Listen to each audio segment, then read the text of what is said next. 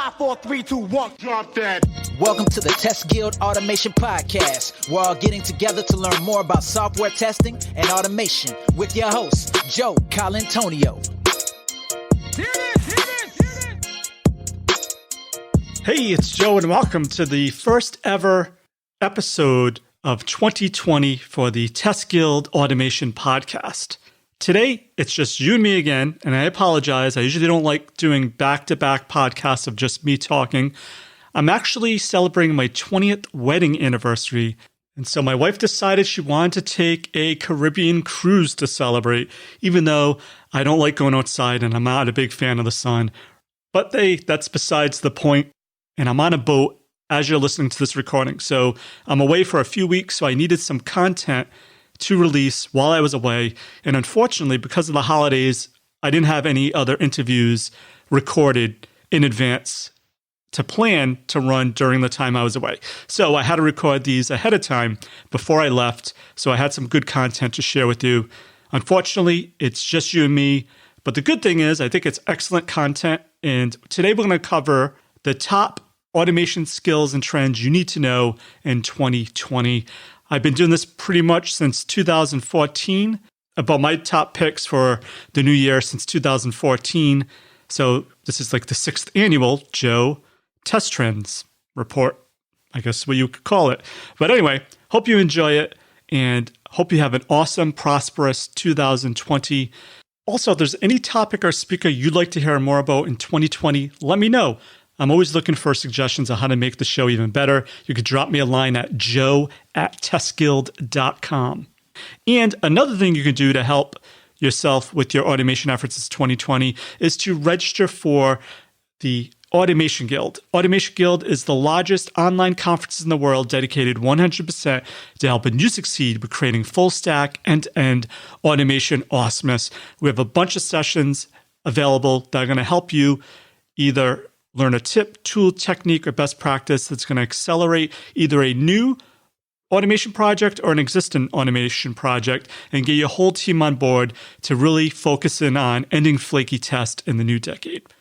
So definitely check that out. Head on over to automationguild.com. Register today. The Test Guild Automation Podcast is sponsored by the fantastic folks at Sauce Labs. Their cloud-based test platform helps ensure your favorite mobile apps and websites work flawlessly on every browser, operating system, and device. Get a free trial. Visit testguild.com/Sauce Labs and click on the exclusive sponsor section to try it for free for 14 days. Check it out. I just put this together. I'll probably refine it over the next few weeks while I'm on the boat and probably create a blog post that's probably a little more coherent, but I think I have the bones of it that I can share. So the first trend I heard most about in 2019 that I think is going to be a big trend in 2020 is security testing. Now, all the topics in testing that I heard about on the Test Guild Automation Podcast, security was one of the most reoccurring topics I heard over and over again on most of my Test Guild podcast episodes. Or based on a recent article in SD Times, security is at an all-time low point because in 2019, we saw the 2nd, 3rd, and 7th biggest breaches of all time measured by the number of people that were affected. And I've been hearing more and more since I've been starting my security podcast that it's becoming more critical to be aware of this because it's starting to affect open source. And open source is the bulk of what a lot of people are using to actually build their applications nowadays. So I feel we're getting to a break point here that if you're not dealing with security yet, you're going to. So your team needs to be involved in security testing in 2020. You're going to be dealing with security for sure. And so I actually hosted an online conference for a company called Vivid Worldwide. That's basically a user group for Micro Focus. And this topic also came up on the functional testing conference that we ran for them. And so here's just a quick excerpt of some experts speaking about what they see themselves with security testing, especially as we head into 2020. So here's a conversation I had with Rick Sullivan, who is the VP and GM of Application Services for DXC Technology, and Steven Dimitrov, who's a director of application solutions at Moretto Solutions. The other area that I would mention in addition to that is security. There's a heavy focus on security, and today's security isn't what it had been from decades ago. Security, I believe, today is heavily about the applications layer, and it is very much so akin to testing. Right, it has to do with understanding vulnerabilities that can be introduced as we're trying to deliver on faster and faster cycles, okay, of software with quality. And so a heavy focus around application security, data security, and security across that life cycle with agile methods and agile experiences, I think are two areas that we heavily focus on. And then through very hands-on practical work experiences. Stephen, I'm sure you've got a strong perspective on this as well. Yeah, absolutely. And if you look at my organization, we're a relatively small organization that focuses once again on testing. I would say about 60% of our business is on the traditional testing of applications, and the remaining 40% is on security testing for those applications. If you looked at those numbers just 1 or 2 years ago, it would have been more skewed towards an 80-20 type percentage. So we're seeing a lot of that.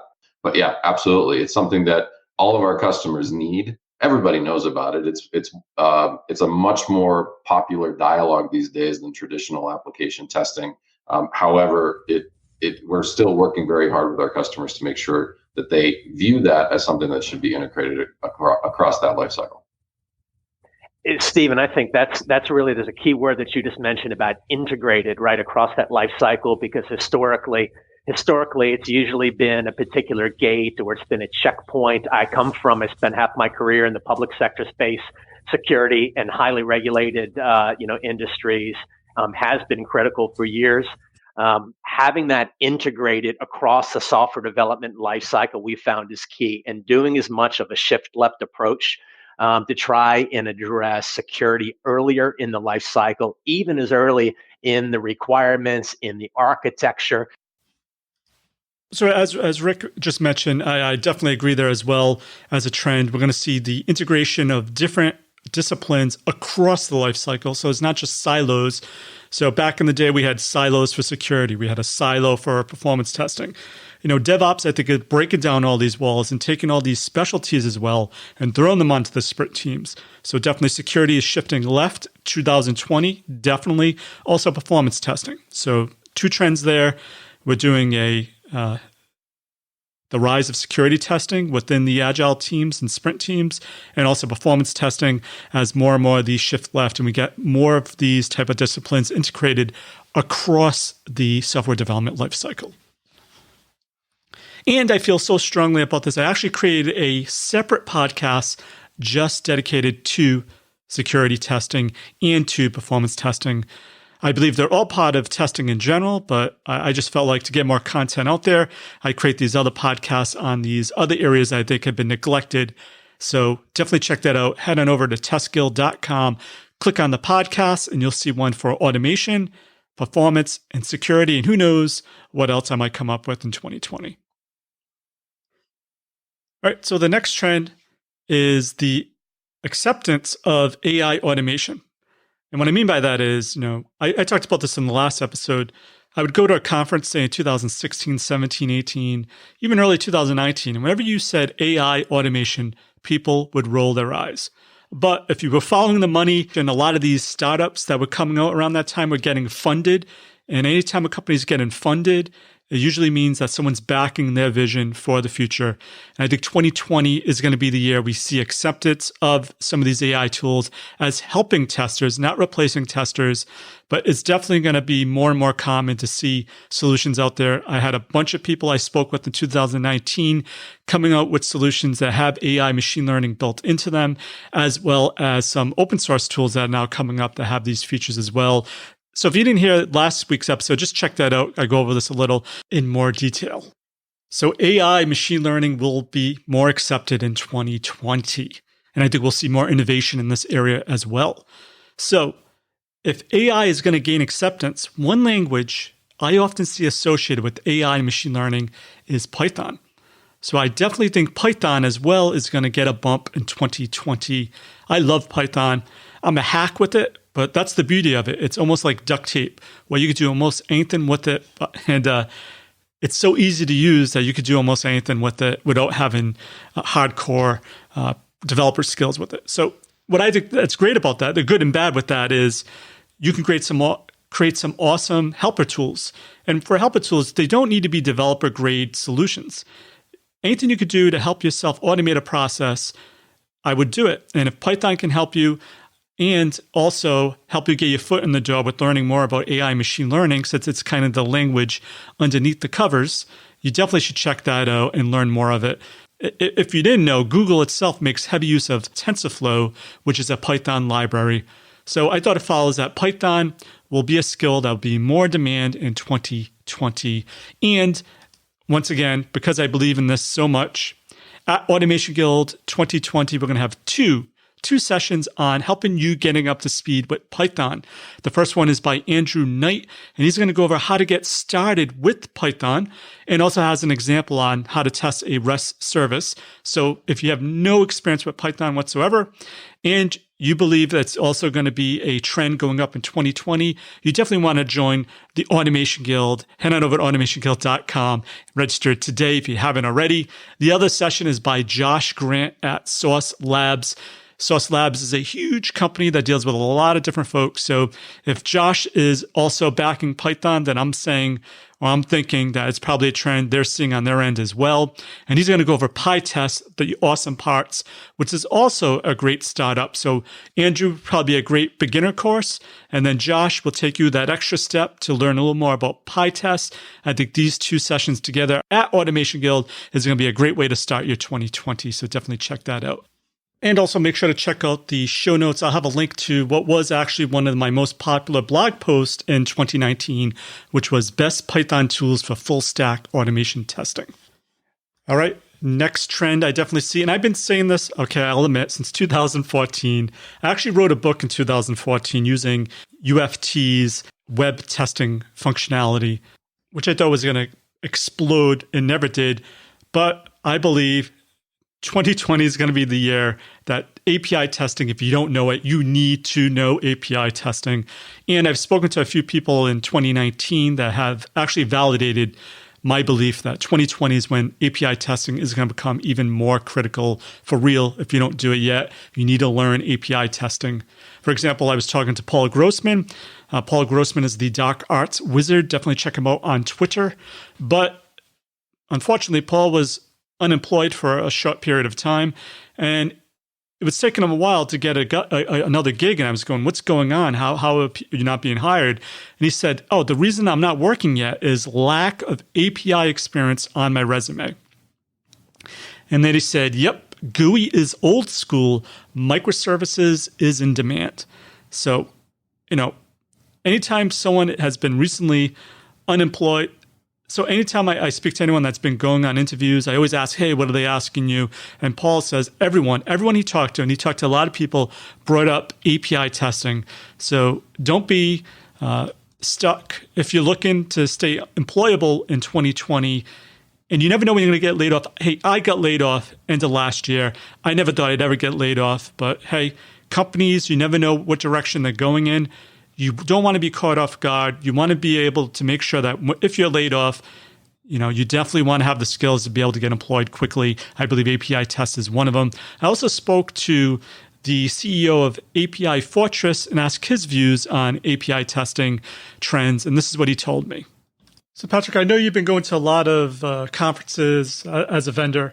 Just curious to know what your pulse is on the industry. Are more and more folks using API testing for performance testing, or are they still even neglecting it in the functional testing part of their test strategy?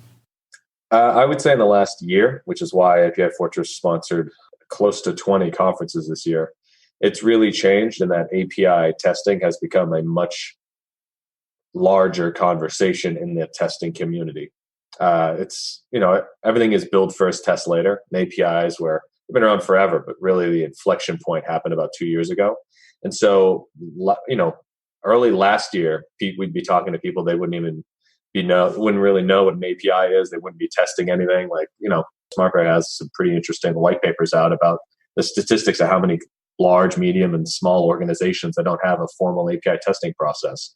And in the last year, that's really sort of exploded. Like we do presentations sometimes on how to go from manual API testing to automated API testing. And it's, 2 years ago when we were doing these presentations, it would just be 10 people. And now it's standing room only because it's a thing now. Like now that we've sort of have so many solutions and been so matured in terms of UI testing and mobile app testing, it's time for that next phase, which is the actual foundation of those things. Awesome. Thank you, Patrick, for that. And once again, what I do is I survey past folks that attended Automation Guild and ask them what the number one thing that they're struggling with. And API testing came up as well. So that's why I'm calling this a trend in 2020. And also, if you attend Automation Guild 2020, head on over to automationguild.com and register if you haven't already. We're going to have 3 sessions around API testing. The first one is with John Ferguson Smart, who goes over testing GraphSQL services with Serenity. We also have contract testing beyond functional API test, and another session on looking inside the box for a better UI test to make your tests faster, quicker, more reliable, utilizing other things other than GUI tests like API tests. So 3 different sessions kind of around API testing. So if you want to become more familiar with API testing as well, this is a good time to get on board in the new year. All right, another thing I do every year is I like to go to job boards and just type in keywords to see the frequency that they turn up in post around my area for job openings. So if I ever was laid off like I was, I'm working on skills that I'm prepared for an eventual layoff or let go at a job, that I have skills that are in demand. So one thing I checked into last year was blockchain testing. And just today, I just did a search for blockchain testing around kind of my area. And I was surprised by the number of companies that actually have blockchain listed as a skill that they'd like for testers. For example, when I typed in blockchain for my area, blockchain, in Indeed.com, I got examples like this. Quisitive is empowered the enterprise to harness the Microsoft Cloud and emerging technologies such as blockchain, artificial intelligence, machine learning, and Internet of Things like never before. We're looking for a tester that's able to grow into this position. Another company has one. Our company is growing and our digital health portfolio continues to expand with solutions ranging from back office to blockchain. They were looking for a software quality assurance engineer. So a bunch of different positions. Another one actually was looking for, this is the title, blockchain test engineer. So seeing more of this as a trend. And we're actually going to have a session on this at Automation Guild with Rianne Lewis on getting started with blockchain testing, because I believe it's going to be a bigger trend in 2020 and beyond. All right, so speaking of buzzwords, another buzzword that's been around for a little bit, but I think it's actually picking up momentum. And I think this is a great time to get your foot in the door with this, is RPA, or robotic process automation. So I was speaking with Jim Hazen, and he opened my eyes to this as a particular area that I might want to focus in on 2020 since I am laid off. Something I'd like to add to my toolkit as just another skill that will make me more employable if I so decide to forget about test skills full time and actually work for the man again. This might be something I would focus my energy on. I think it's a real thing. I think there's money behind it, and I think this is a great time to get involved with RPA. Here's Jim explaining what is RPA if you don't know what RPA testing is. But what it is instead of test automation where we're running all these different data scenarios and things like that, you're automating a work task. So say like you have an insurance claim system and it's a workflow engine. So what it'll do is it'll drive either the part of the process or the whole process. So say someone submits a claim via email. There's an email box I send it to, the system picks it up, and it's in a formatted layout. So the tool will go scan that and say, okay, here's the information I need in order to put it in the system, and it'll do that. So you automate that part of it, you remove the human potential for human error, and then as it goes through the workflow, you can drive different parts of those processes. So that's what the tools are doing. So if you are already into automation, I think this is a great skill to have, because I think we're going to see more of this. And I like to find emerging areas that people where it doesn't have as many people in it. Because right now, automation, everyone knows Selenium, right? Everyone you talk to, Selenium, blah, blah, blah, right? All these blogs. And so it's really the price of a consultant that just knows Selenium is going down. So if you're looking to increase the value of, if you're consulting, or the value of what you bring to a company where it's not just, oh yeah, I know Selenium like everyone else, I think RPA is something you should keep an eye on. It's something I'm definitely going to keep an eye on. Jim actually told me that UiPath has a certificate that's currently available, that's free, that they're going to start charging for in a few months. So I'm going to take this training and just learn a little bit more about it myself. I think it's a great area to be involved in if you're already familiar with automation in general. Okay, the next prediction. Now, it's funny how things go back and forth. So what I mean by that is back in the day, your choice was vendor-based tools, right? And then came open source tools. So anyone that was using vendor-based, most of them merged over to open source. But then when I started seeing was vendors coming up with solutions to act like wrappers on top of Selenium. But now what I'm seeing even more of is open source solutions acting like wrappers on top of Selenium and Appium. So a lot of solutions like Serenity BDD that's been around for a little bit adds extra features and functionality that you don't get just starting from scratch with the Selenium API or the Appium API. So I talked to a lot of folks this year with solutions that, well, I spoke to a lot of folks in 2019 with solutions that act like wrappers on top of Selenium and Appium that gives you all this extra functionality that you don't need to create yourself. So definitely see a rise in these tools. Things like testproject.io is becoming more popular. I think it'll be even more popular in 2020. The reason being is you don't need to just start from scratch. You can go to a solution that makes it very easy to get up and running and utilize existing code functionality that you just drag and drop into your script and get what you need without having to create it yourself.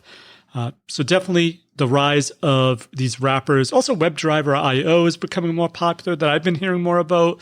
And that's almost like a wrapper on top of Selenium where you don't have to worry about weights. It handles the weights for you automatically, does other things as well that you don't get right out of the box creating your own Selenium framework. So I think you want to see more and more of these frameworks coming out that utilize the best practice of Selenium and Appium, but have extra functionality that adds all the things you need to actually get a framework without having to code it themselves. You're definitely going to see the rise of this, as well as probably more codeless type record and playback solutions that are actually, again, pretty close to fulfilling the dream of codeless automation, even though you probably still have to modify them. I think we'll see more of these wrappers coming out. That just makes it easier for folks to get into automation without having to get into the guts of the Selenium and Appium APIs.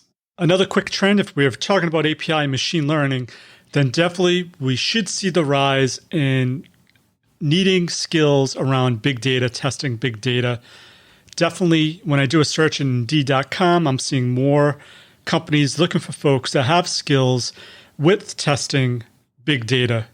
So once again, I went to Indeed.com, typed in big data, and I saw some interesting things. I've actually saw a title called Big Data Test Lead, and the primary skills I was looking for was strong big data testing experience or experience with ETL, QA, and big data QA using big data QA tools like Query, Surge, and other potential ETL tools. But this also wraps in nicely with Python as well, because Python is considered one of the best data science tools for big data jobs.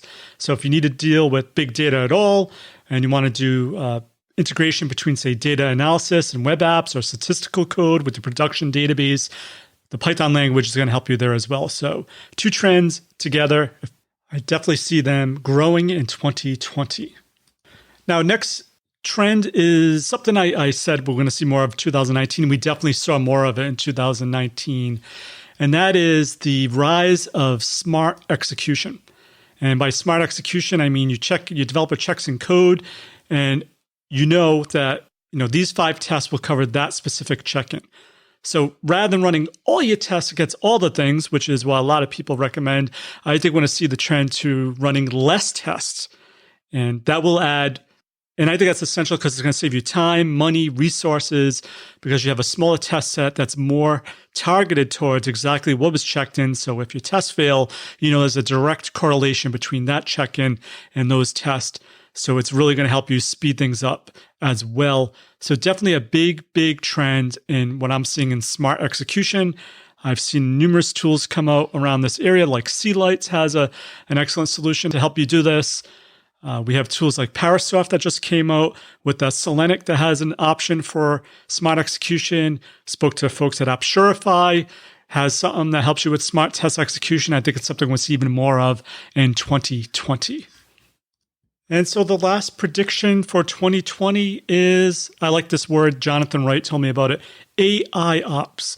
So expanding AI out of just functional testing and applying it to shift right activities. So it's monitoring things in production, and it's able to take that monitoring information and automatically create a model for you of what's actually happening in production that you could then base your functional test on, your performance test on, and really using information all the way through your software development lifecycle from the beginning to the end, powered by AI type machine learning technology. Definitely see that as a big trend in 2020. So AI moving beyond, not only is it getting accepted into functional testing, I think it's going to move beyond. I think this is also going with the trend that I called last year called continuous testing. So anything to do with continuous testing, DevOps, CI/CD. I think AI is going to be more and more involved. And also it's going to move beyond functional testing to security testing, performance testing, all these other areas. So good time to get on board. Here's just a quick sample of Jonathan Wright explaining AI ops from his point of view. We all know AI is kind of the buzzword at the moment, and this is why I was kind of saying yes. AI ops is your flagship APM tools on steroids, like the one I'm looking at the moment. Your Dynatrace, having AI built into it. I'm looking at New Relic 1 at the moment, and I've literally got a distributed tracing for complex systems. I've got my Cube Cluster Explorer. I've got my AWS integration with it. And I can see from a single view, I can do analytics and work out where the issues are, where should I invest my time. I can create synthetic tests to kind of cover that off, to keep an eye on those things. I can do predictions based on historical information. And that's great. But at the end of the day, we need to start off with, let's build better, more realistic performance tests, right? Using these other digital experience analytics tools, you can look at where your users are using the application, how the conversions are getting blocked, at what point in the pipeline. And this is where you've got to work with the functional guys, the automation guys, to make sure they're creating scenarios that try those different combinations, and you can then leverage what they've done as far as the models they've created, the automation that they've created, the Selenium scripts that they've created, and you can convert Selenium. You can use something like Taurus. You can literally throw Selenium scripts at it. You can use Taurus. It's an open source platform built on JMeter, and it will convert anything to anything. So I can give it a Selenium script for my functional guys, and it will generate a JMeter script out of the other side without me writing a single code, and I can run all their functional tests to create my non-functional tests. And I think this is where we need to harmonize together. We need to work together with the functional guys and build better tests. So those are my top trends for testing and automation in 2020.